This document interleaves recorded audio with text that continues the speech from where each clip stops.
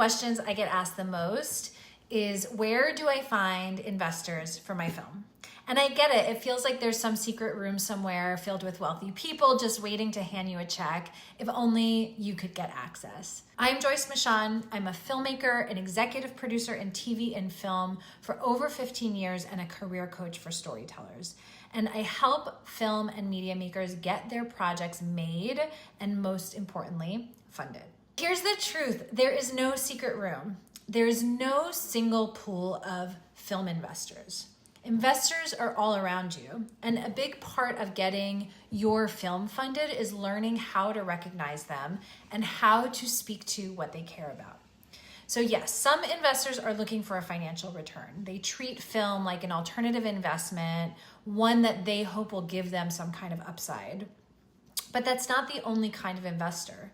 Some people put money into films for a tax write-off, or because they care about the arts, or because they want access to an industry or a person or a social circle. Others want the title, the credit, or the leverage for a future project of their own.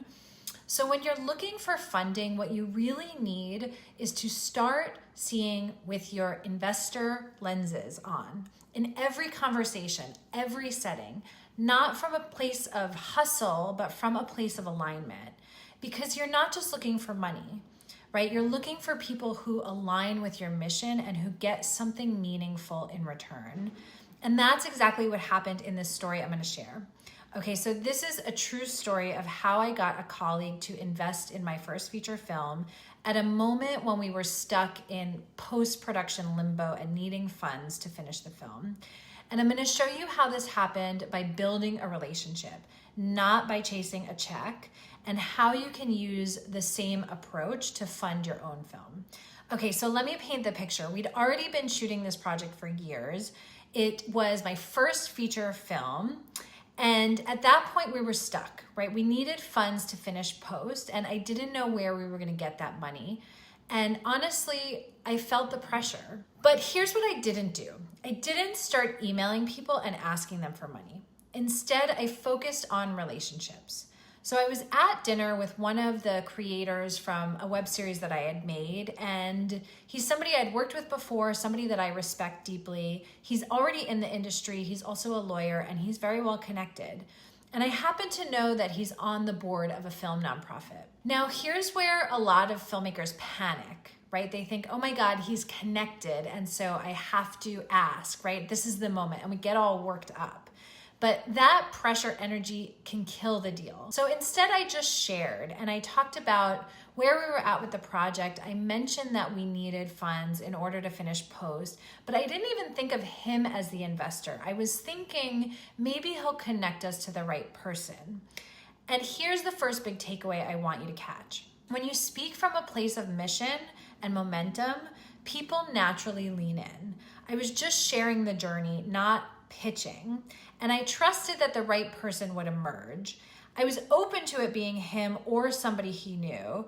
And as we kept talking, I noticed something in how he responded, right? His energy shifted, he got curious, he asked more questions, and I realized he might actually be interested in investing himself. And so that's when I pivoted from talking about our needs to asking more about his interests, right? I got curious. What kinds of projects was he excited about right now? What's something he would want out of being involved as an EP? And this is the moment where I uncovered the real key to getting him on board. It turns out he wasn't actually looking for a financial return, and what he wanted in this case was access. He wanted an executive producer credit because he was developing his own feature, and he knew that being associated with a completed project would elevate his own credibility. He also saw me as somebody who could help him get his project off the ground, right? So he wasn't just investing in our film, he was investing in relationship capital. And that's why I call him an access investor, right? Here's the gold. Not every investor wants money back. Many want access, credibility, or momentum. So we need to know what currency they value, okay? Now, I didn't leave that dinner and immediately send him a proposal. I let the idea breathe while still keeping us in momentum. A few days later, I followed up. I asked what he was thinking, what kind of number felt comfortable for him. I laid out what we needed, but again, I wasn't pushing, I was aligning. And then I learned some important information from our conversation, right? He mentioned that he needed to talk to his wife about that kind of spend. And I want to pause here and emphasize this, because when someone says that they need to talk to a spouse or a partner, that's not a blow off. That's actually a buying signal. It means they're seriously considering it and they're moving into decision-making mode. And so I followed up again after that and again, and each time I was respectful, curious, clear about what the project needed and what our timeline was to keep things moving forward without laying on a bunch of pressure. And within a few weeks, he said yes. He sent us a check and we were able to finish post-production on the film. So what does this all mean for you? Number one, build real relationships. Talk about your work. Let people feel your passion and stop trying to make the ask before you've made the connection. Number two is look for alignment. What organizations or people are already aligned with your film's mission or themes?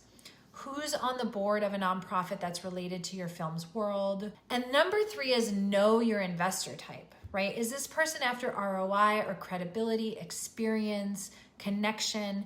Tailor your conversation to what they want. And number four is to follow up slowly, but don't ghost. Most filmmakers either ghost because they're scared or they push because they're feeling desperate.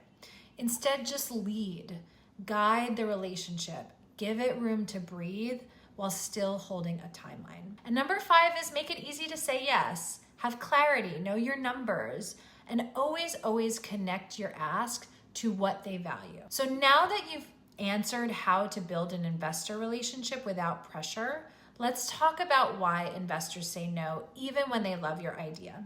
And I'm going to show you how to avoid that in this video here.